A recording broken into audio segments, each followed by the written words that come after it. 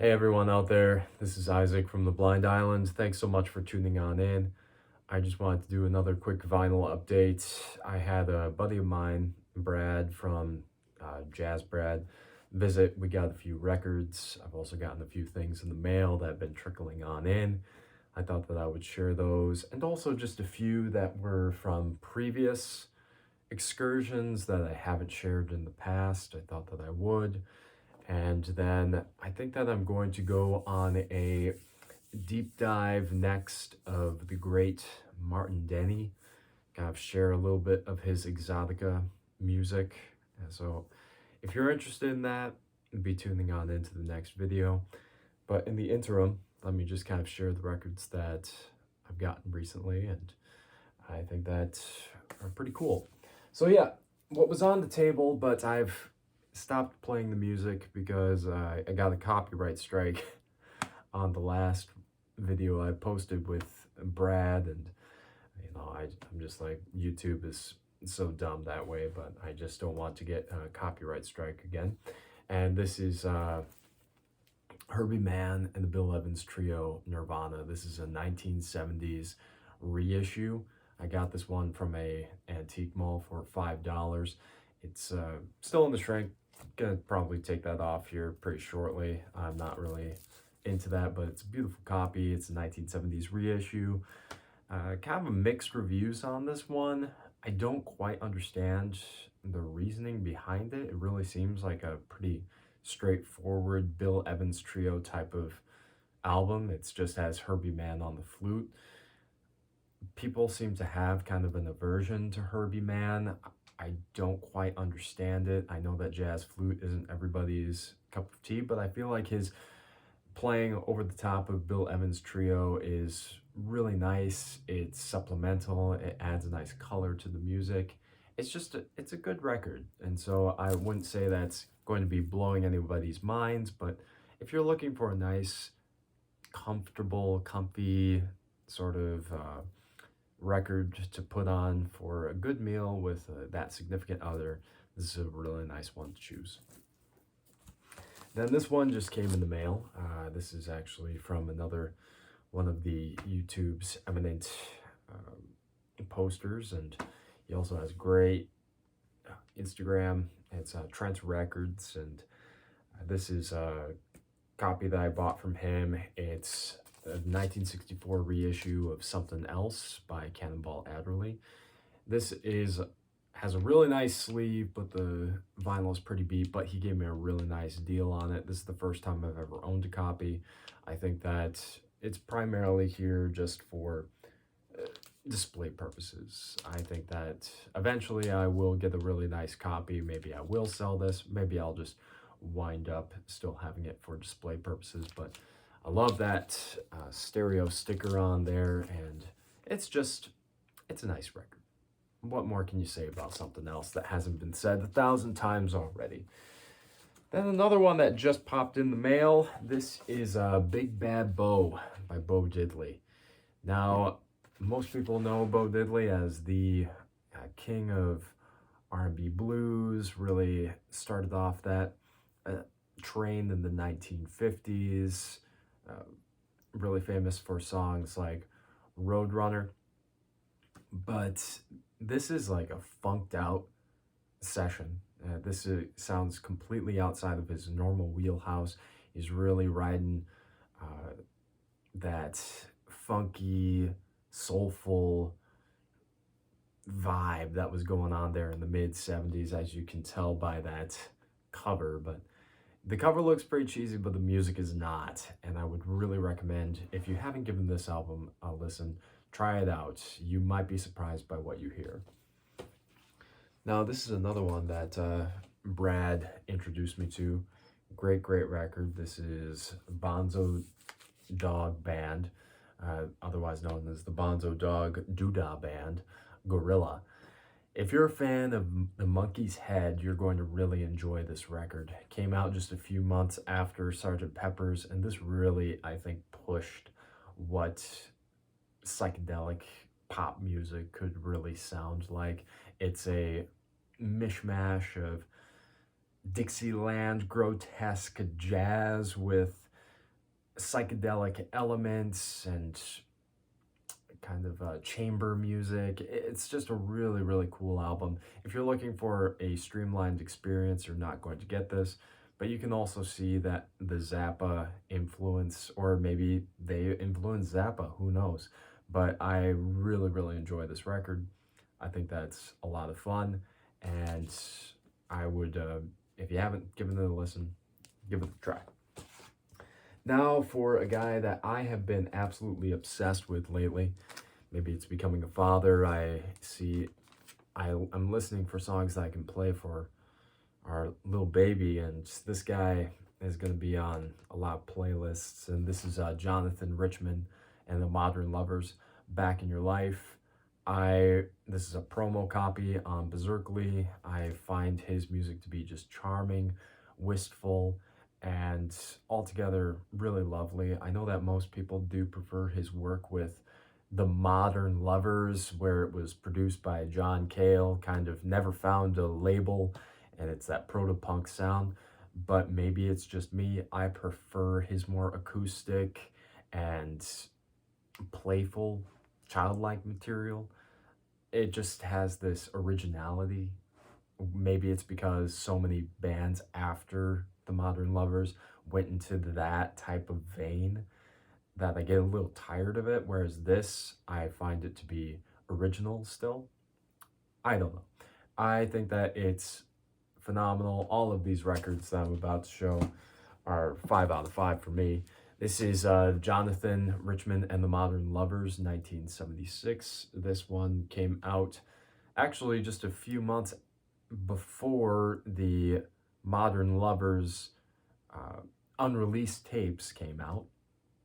And it's a completely different sound. Gone is that garage proto-punk sound, and it's just really playful, acoustic, more doo-wop based music, and I just really enjoy this record. One of my favorite songs on here is Hey There Little Insect, and his version of Amazing Grace. So really good stuff, and probably my favorite of the bunch is Rock and Roll with the Modern Lovers. It's a promo copy as well. This one is just really, really good. Super lo-fi, more folk-based than anything. It has Egyptian reggae, which is an instrumental that is super infectious.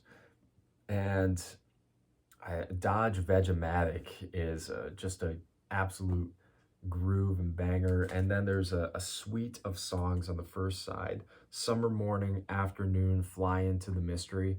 These are songs that remind me, while not in execution, in spirit, very similar to Pet Sounds and Brian Wilson.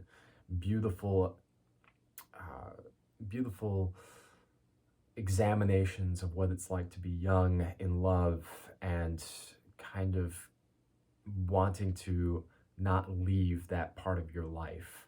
Very, very cool. Very great album. Highly recommended. Next one is Blood Rock, self-titled, 1971. This is their debut album, and man, this one hits hard. The only song that doesn't quite fit with the rest of the record winds up actually being my favorite song. It's a fantastic piece of architecture, swirling organ music, really makes that song sound so mournful, like a dirge. And if you haven't given this album a listen to, the rest of it is very hard rock, proto metal, and that song is kind of sticks out like a sore thumb, but in the best possible way. So just give this one a listen. If you haven't listened to Blood Rock, I'd highly recommend it. Then this is an album that I'm super happy that they just recently reissued. This is Nancy and Lee Again. I really love their first collaboration. It's one of my favorite albums, and I hadn't listened to Again all that much. While there aren't as many classic songs, I think that this is a better flowing record. And I just find the first song, Arkansas Coal Sweet, is really beautiful. It's great studio wizardry. So and Nancy Sinatra also gets a lot to shine in here. She has a lot more characterization in her voice than the first record. I would really, really recommend it. If you're a fan of Bobby Gentry and the Delta Suite, this will be up your alley. And this was a gift from my buddy, Brad, when he was visiting. When we were at the Antique Mall, he picked this one on up for me. Thank you again. This is a great spiritual jazz record. This is Rashawn Roland Kirk, Bright Moments. This is a live recording, but it's probably my favorite live recording from Rashawn Roland Kirk, maybe my favorite album by him. Lots of really brilliant, playful moments, but also very challenging music. It's Rashawn Roland Kirk is one of those guys that does not get his due in this community, and also just in jazz in general. He's not seen as one of the heroes of jazz, and he definitely should be. So if you haven't had a chance to listen to this, highly recommended. Very, very good stuff.